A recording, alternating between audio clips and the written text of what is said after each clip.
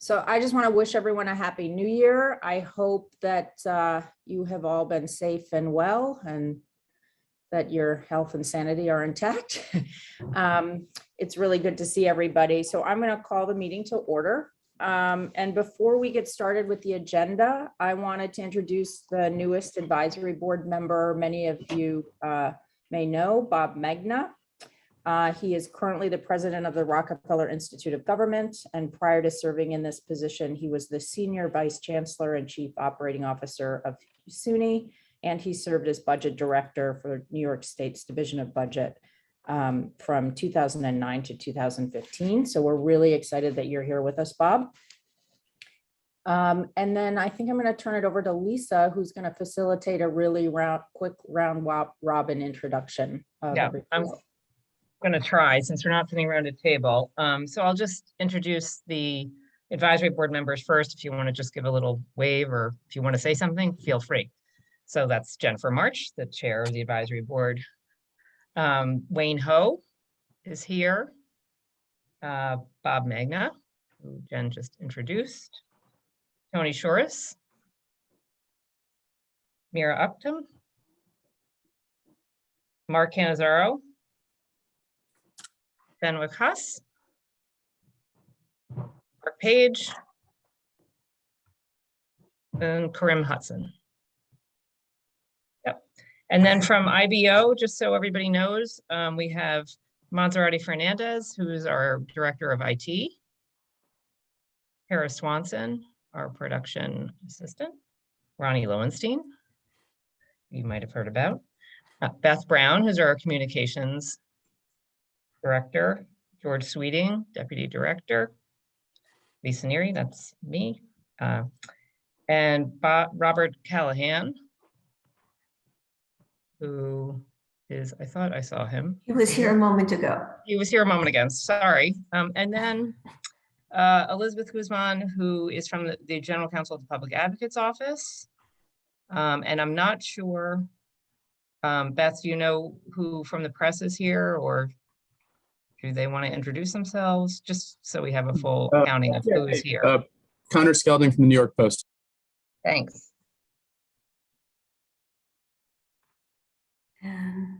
Great. Chip, I see Chip Barnett as well from Bond Buying. Okay. Great. So the next order of business, we need an approval of the minutes of the October 7th, 2021 meeting. So I need a motion to approve. So, second. Okay, so I heard Mark Page second, and who was the first motion? Did you catch that, Lisa? I didn't catch it. I'll do it. Okay. And then I'll second it. Okay, thanks so much. We've got And I'm just going to turn the floor over to Ronnie Lowenstein for the director's report. Okay, and I'm going to make it really fast because there's a lot going on here. But the main thing I wanted to do is to introduce the person. Actually, he's in the middle of my screen. Is Jacob Berman, who is IBO's latest hire.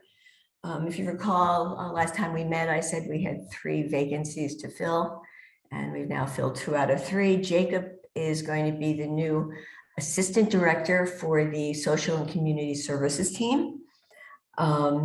Most recently, he was a policy analyst at the Mayor's Center for Innovation through Data Intelligence, which is CIDI. I don't know how to pronounce it, but I'm sure it has a cool acronym. Yeah, just CIDI, that's right. CIDI, okay. And there he's done basically quantitative research across a number of different city health and human services agencies. He's got a background in criminal justice, which is also important for this slot. Has done research on community policing. He's got an MPA from Wagner, a BA from the University of Maryland, and he officially starts work on Monday. But we're delighted to have him here today. I'm delighted to be here. Very good. We also do have a new general counsel who we're replacing Lisa in that role. But she's asked us not to announce. I've already given away half of it. She's asked us not to announce it yet until more people from her organization know that she's leaving. And because there are always turnover, particularly in the wake of the shutdown, we've got 2 new job openings for new analysts. One is for an environmental budget and policy analyst to replace Dan Huber, who I think you've seen on a number of occasions now, and another education analyst for the ed team. If you know of anyone you think might be a good fit for either of those, we'd be particularly interested, and you should direct him or her to the website where we list job opportunities.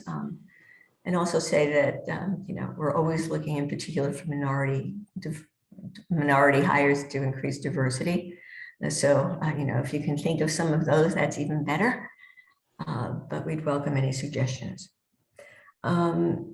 The only other thing I'm going to say here is just to preview the titles of 2 upcoming pieces, both of which are in the education team.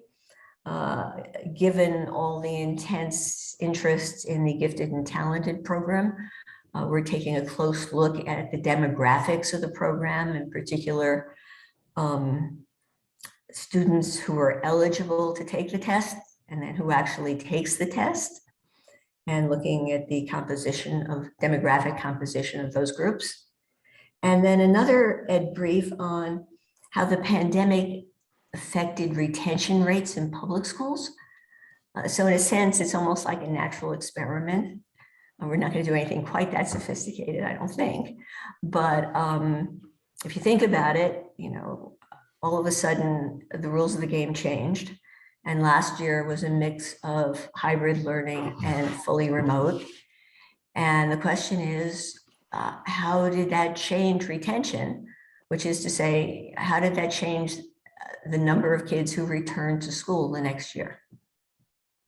I think it's an important question, obviously, and we're looking into it now. And I think that was it. So let me turn it back to Jen. Great. Ronnie, Yeah. so I have a quick question. For the 2 education briefs that you're doing, the gifted and talented and the COVID impacts, for the Asian data, are you having disaggregated data? So it's going to be broken down by ethnic group, so Indian, Chinese, Vietnamese, etc., or are you doing Asian as one monolithic group?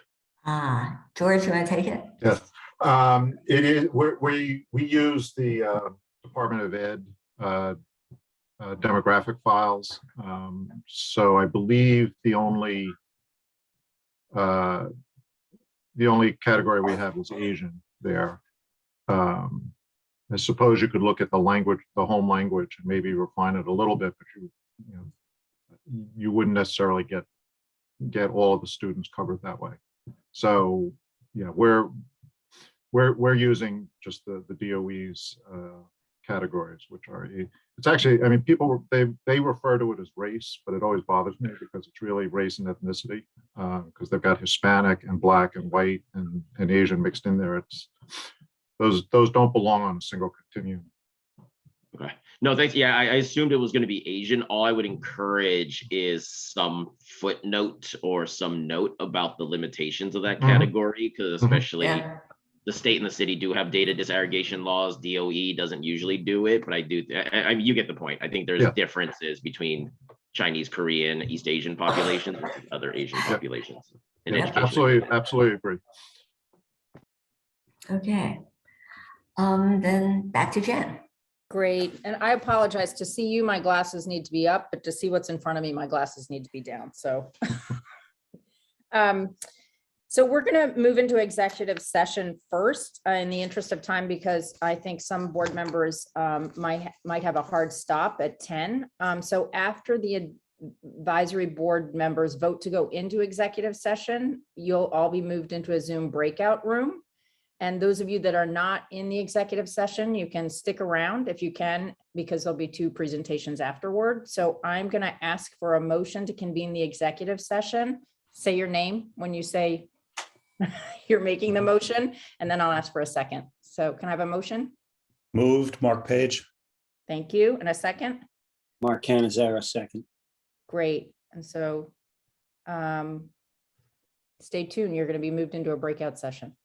So Monserrati is going to work his magic and So if everyone's back, Ronnie, should I turn it to you to introduce the staff presentations?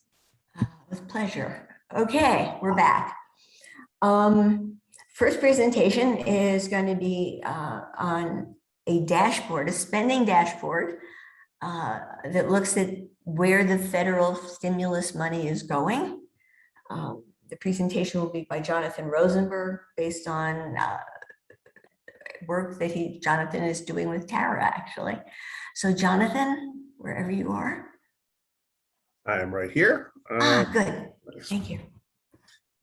I will share my, I guess I need to be able to share my screen. I don't know. Maserati, are you the host or?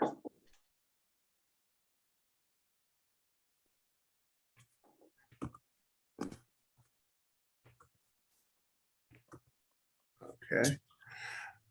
Let's see here. That's that. Okay, just want to make sure everyone can see what I have on the screen. Yep. Great. And feel free to ask questions, I guess, as we go along. I probably can't see your questions, but someone will advise me. So this is as Ronnie mentioned, this is what we've put together as our federal stimulus funds dashboard. The dashboard presents budgets and expenditures for the entire city, as well as for each agency for the approximately $13 billion of stimulus funds the city is scheduled to receive as part of the two federal packages, ARPA, the American Rescue Plan Act, and CRSA, the Coronavirus Response and Relief Supplemental Appropriations Acts that were passed last year in Congress. And so what you're seeing here is a kind of a mock-up. It's not a live page yet. So this is a mock-up of where the user would arrive when they, whether it click the link or however the, functionality is going to be, that this will be the page they arrive on. And right now it's pretty small, but what they'll probably do is click on this little icon that would make it bigger. So hopefully now you can all see exactly what we're looking at. And so this is the citywide page.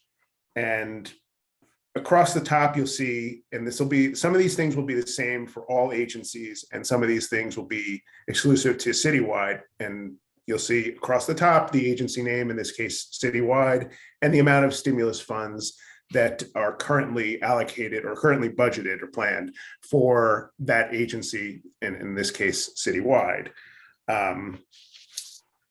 We look across the rest of the page, you'll see the dashboard is divided into 3 quadrants, and I'll kind of go across them at each one.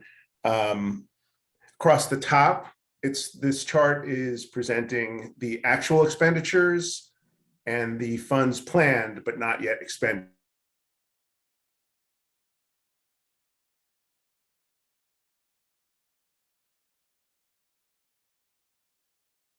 There's one for ARPA state and local, which is the amount. Those are the funds that came through the American Rescue Plan Act directly to the city.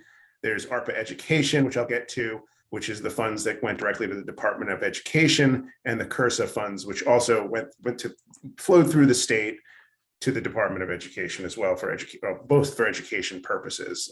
The ARPA state has some education funding in it, but it's really up to the localities to determine what they want to use it for.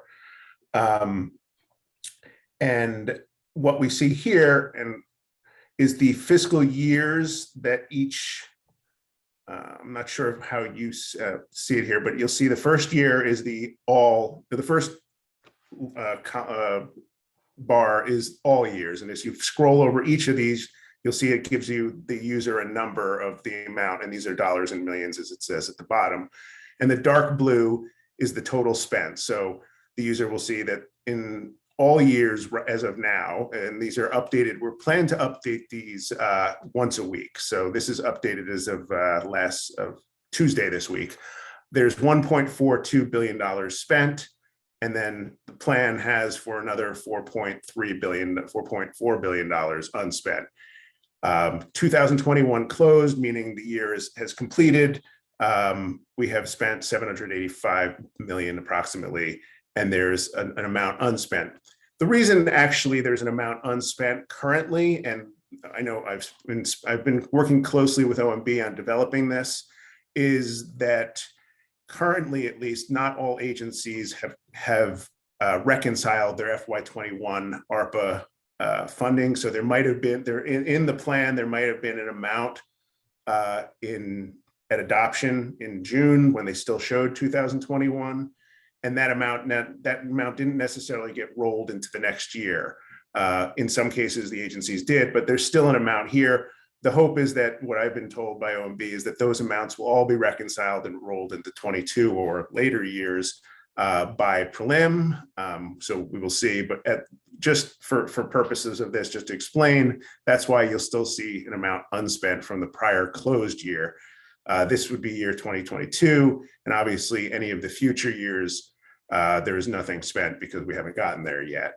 And the user can also click on these circles up at the top to just show the amount unspent in this case, or if they'd like to, they can also just click on the other one to click off and just see the amount spent.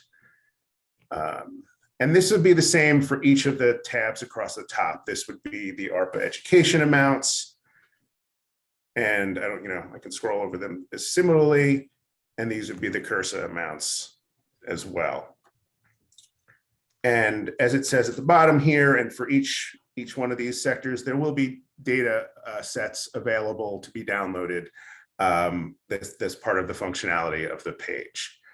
Jonathan, we have a question. I think, Okay, Jennifer. sure. Yeah, can I just ask a quick question? And hopefully this sounds logical. I worry about all the unspent money. Is there a way to account for what's been committed? Like there is a plan for this? So yes. And what is in surplus? Because I do know I'm not a direct service provider, but my phone's been ringing off the hook. There are people that provided summer camp services, haven't been paid. There are childcare providers whose contracts aren't registered and money hasn't flowed, even though the work started on July 1st. Like there's a lot of stuff happening that is really challenging in terms of the nonprofit sector and the way money flows, or I should say doesn't flow. So I worry when I see all this unspent money that the incoming administration may think that there are lots of new things that could be done with it when there are commitments that haven't yet been met. So yeah, so I understand that we are pulling these numbers off of FMS, and I believe these are a actual, I'd have to go, and I'm sorry, I don't know the exact report and the, what the data exactly is. I believe it's a commitment amount or but I'm not exactly sure. But that being said, yes, the term we're using unspent just means it's budgeted, it's in the plan.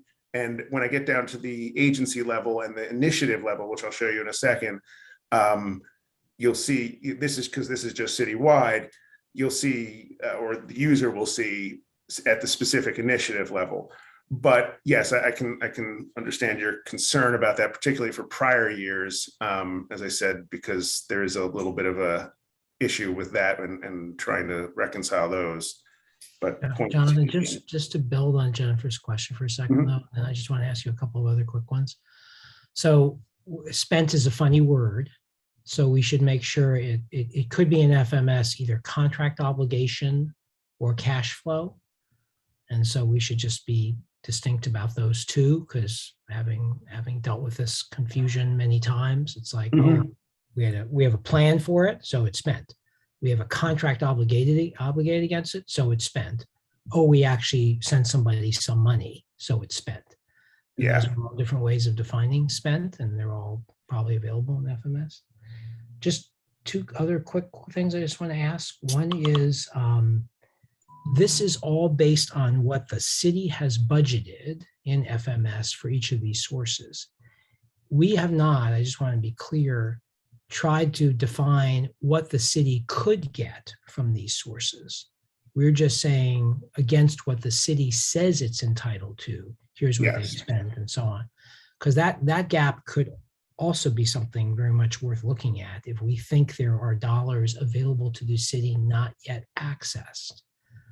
I would very much want to make sure that we're looking not only at what the cities recognize, I'm sure they're doing their best to recognize every penny, but if we have any reason to look differently at the federal law or federal agencies that are distributing it and find. So that's A. B, this looks to me like it's operating expense budget dollars or capital dollars in here as well. No, these would just be, and as far as I know, I believe that while they have the ability to use these on capital, I mean, this would be, if there were capital expenses, I believe they'd be subsumed in here, but I don't think that the decision was made to use any of these dollars, as far as I know. It may not be, but it's going to relate to my last question, which is you've got the ARPA, state and local ARPA education and CURSA money here. Are we going to do the same thing for the BIF money, the infrastructure fund money? Because that will run through a different, I mean, that'll be, it's mostly capital. Yeah, I haven't honestly, this was just for that, but that's definitely a thought to, something to think about.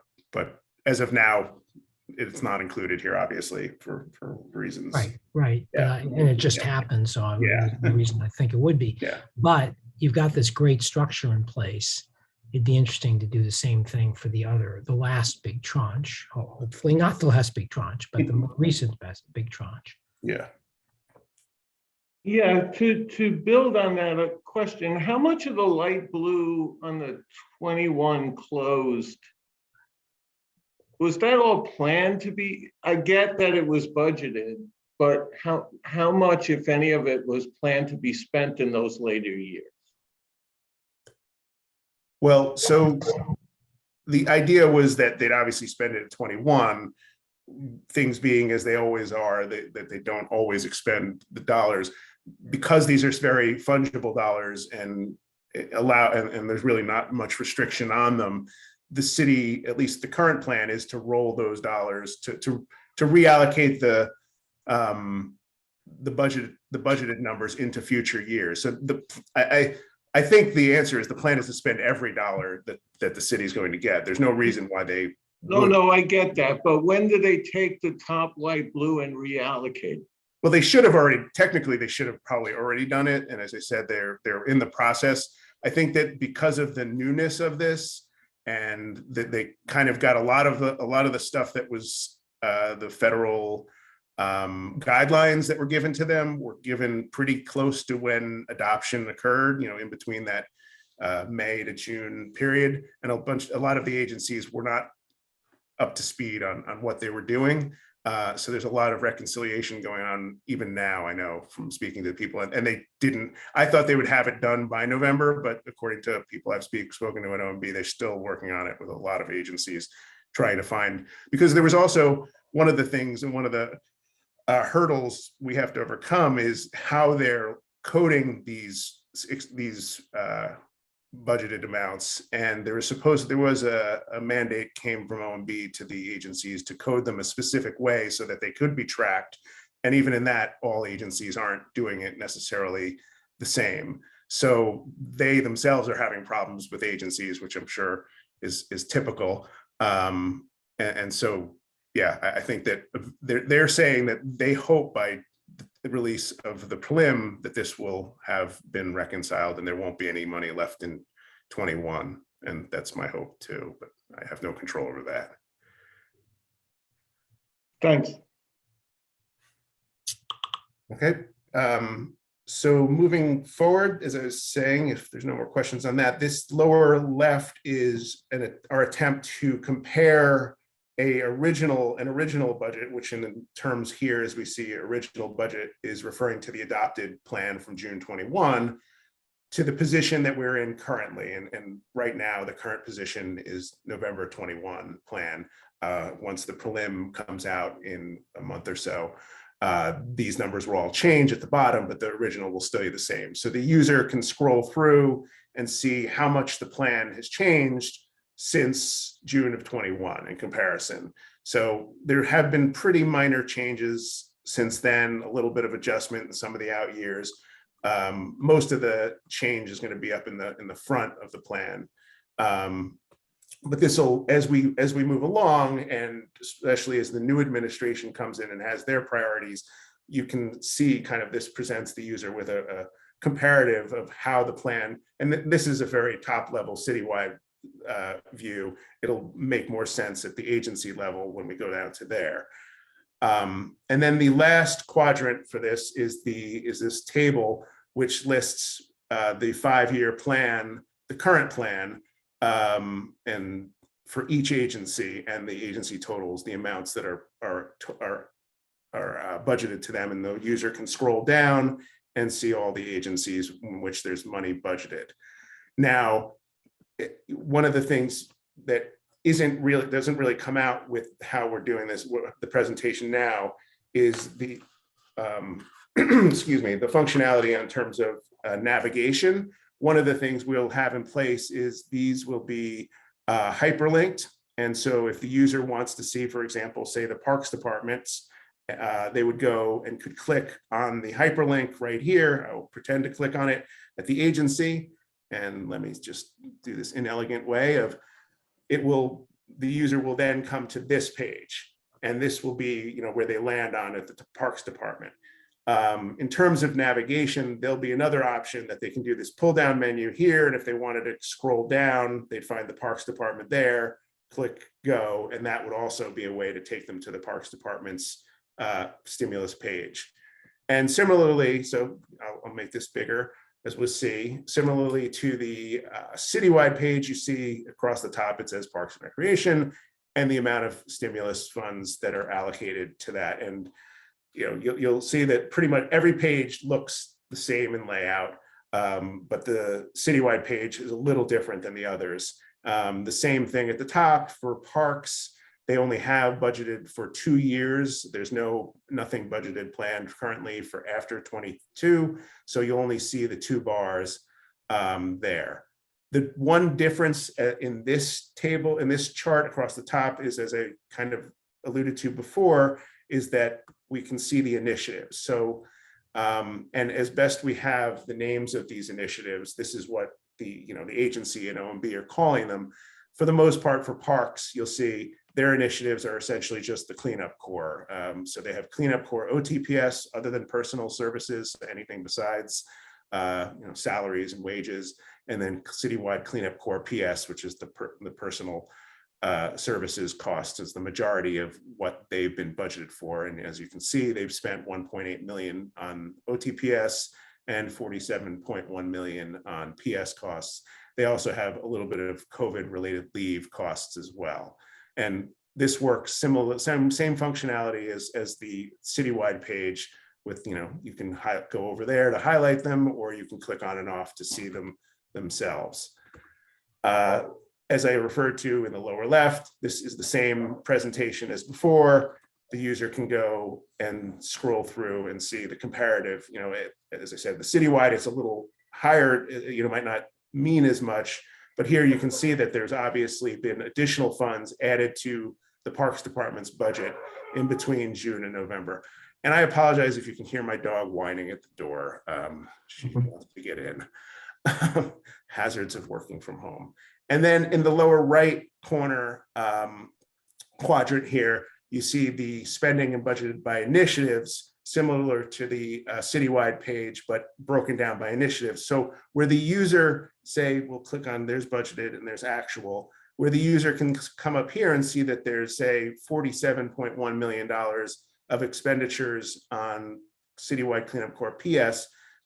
This would break down when those funds were expended. So those were 9.2 million in 21 and 37.9 million in 22. So it provides them, and the current budgeted amount. So it kind of provides them a little more in a granular look at what they've been shown up here. And again, the data sets will all be available, downloaded via Excel, et cetera. That should be the thing. And so, as I also mentioned just as quickly, before, if the user wanted to, they could either go back to the citywide page, the first landing page on here, or they could choose to say, go to Department of Citywide Administrative Services, for example, and that would bring them to another page. So that pretty much summarizes what we've got here. Thank you for listening and appreciate your questions, and definitely take those under advisement. Okay, we've got 10 minutes, I think, which is a pretty brief amount of time. George, are you up for a 10-minute summary? I'll do my best. I need screen sharing, Monserrati.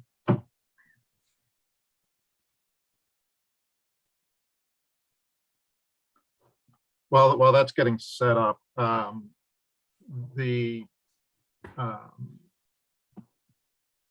there we go. Okay.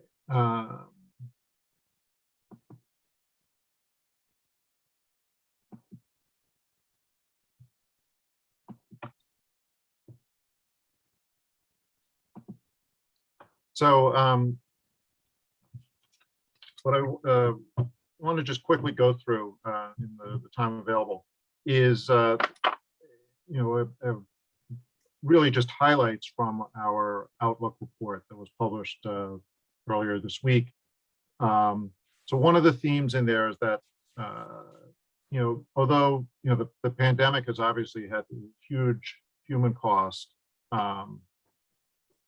and it certainly led to enormous economic shocks. It's what hasn't happened, at least to the extent that we were anticipating 24 or 18 months ago, was what's happened on the fiscal side. We had anticipated a much larger fiscal impact on the city budget, with large deficits, and anticipating either significant budget cuts or perhaps tax increases. What's happened since then is that there's been better than expected tax revenue. And of course, as Jonathan was just talking about, there's $13 billion in federal assistance. And this has left the city budget in much better shape. Our current estimates are that not only is 2022 in balance as required, but there's a surplus there. And really quite modest gaps for fiscal years 2023 through 2025. I would note, though, that the fiscal foundation really is a lot less solid than it looks, and there are certainly uncertainties all around. In the report that we just published, we used some variation on the word uncertainty 19 times, which I think is a record for us. So there are lots of areas of real concern. Probably the way to best demonstrate what's happened on the economy for the city is to look at a comparison between the city's employment recovery and the U.S. employment recovery. And in this chart, it shows the percentage of jobs that are still the percentage of the pre-pandemic jobs that remain at each quarter, and this moves from the first quarter of 2020 through the forecast period. The blue line is the city, the red line or orange line is the US. And what you see is that in the very early parts of the pandemic, roughly March to May 2020, the city lost 900,000 jobs. It's almost 19%. And that's this huge drop. At the national level, the loss of jobs in that same period was only 12%. And although we bounced back and the US bounced back, we really sort of move in parallel for a couple of years here. But because our decline was so much bigger, we're not catching up at all with the US employment. The US will be back to its pre-pandemic level in our estimate by sometime in the middle of 2022. We've actually pushed our projection on that all the way out to the last quarter of 2025. So this is the US economy excuse me, the city economy is, it has this lag, and it's, it has implications both for the economy and, and also for the city budget. There are some areas where the city, I'm going to skip over this. Personal income in the city has actually been growing. And that's certainly a countersign to the to what's happening on the employment side. But when you actually go in and look at the components of personal income, you see that wages, which are the single largest, that's the orange bar here, that declined from calendar year 2019 to 2020. But the overall personal income continued to grow. And the reason for that is because of transfer payments. That's the gray bar down here. Transfer payments are payments made directly by the government to individuals. That includes things like unemployment insurance, tax credit, refundable tax credits, and stimulus checks. And it's the increase in the transfer payments that has sustained personal income. So although there's some, it's good that personal income has been sustained for the city as a whole. What's driving it is a reason to be concerned about. How much this tells us things are doing well, and how much this is just the fiscal response that's been organized in Washington to the pandemic. I won't try to explain this chart at the moment. Suffice it to say that this demonstrates that Wall Street has had another really good year. But notably, the reason, and if you look all the way over on the right, you can see the last few quarters. The blue is net revenue to the Wall Street firms, and the orange is the net interest expense. And you can see that the net interest expense almost disappears in those last few quarters, and that's because of what the Federal Reserve has been doing to using monetary policy to hold down interest rates. And it's that lack of interest costs that's really making possible almost record-breaking profits on Wall Street. We just got the third quarter. It shows that they made about the total for the first 3 quarters of the year is $48 billion. If that were a full year, that would be the third highest profit in nominal terms in history. If the fourth quarter looks like the third quarter, we'd be back up to something like $60 billion, which would be just about matching the current record that was set back in 2009.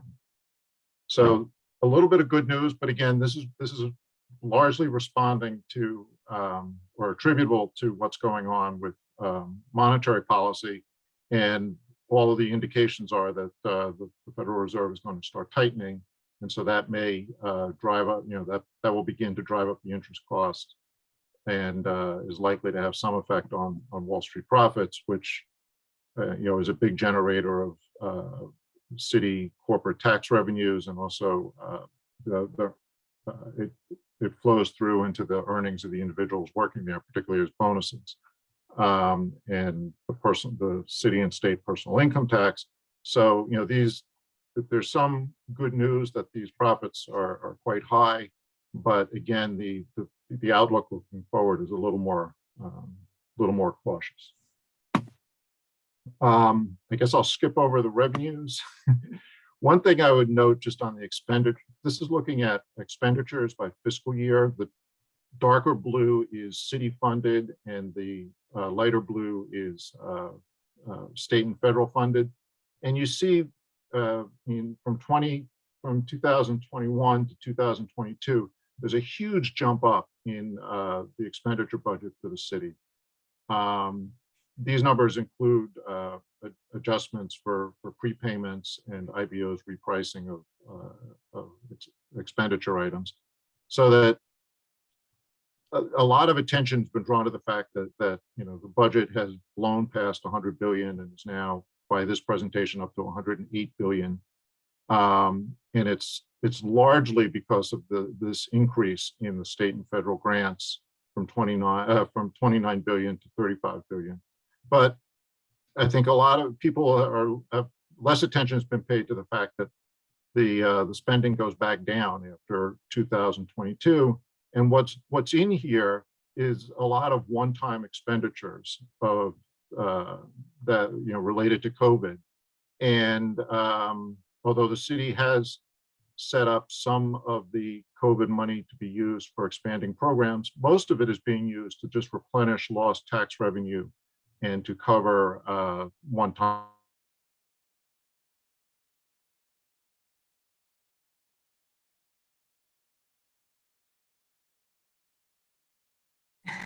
Punchline is, you know, for at least in terms of budgetary concerns, is the city is in balance by our calculations for 2022, and we have these deficits in 23 through 25, you know, of $1.5 billion, $1 billion. Those really are legitimately described as modest. First of all, in the city's expense budget for each of those years, there's 1.25 billion of reserves that will be available to be used. You know, if they're not used for current emergencies, they can be rolled into the next year. And you essentially, you know, you're basically with the 1.25 billion eliminating these gaps. So, you know, in the near term, things are looking, you know, relatively stable. There's a whole list of things to worry about. I won't say anything more than to list them. You know, the course of the pandemic, the fact that labor contracts will essentially all be expired by the end of 2022, and the city has only put money in for a 1% raise in the third year of a contract. There's no money in the labor reserve for the first 2 years, and even 1% in the third year seems a little optimistic.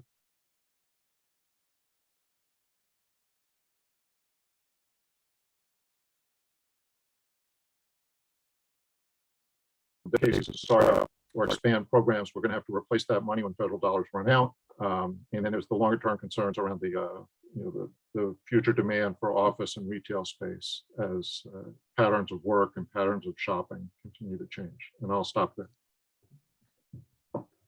Thank you. You did it. So thank you. Ronnie, did you want to say a little something before people jump off? Okay, very little. I basically wanted to thank the advisory board. There's been a lot of support and a lot of goodwill, and I've really appreciated it. So thank you. I think we've made it to public comments. Do we still have any public here? We do. We do. Okay. But they're not required to comment. Okay. Then Jen, it's back to you. Okay, so do I need a motion to adjourn? Yeah. I believe I do. Just thanks, everybody, and we'll be in close touch. So I am asking for a motion to adjourn. So moved, Mark Page. Thanks, Mark. And second? Tony. Second, Wayne Ho.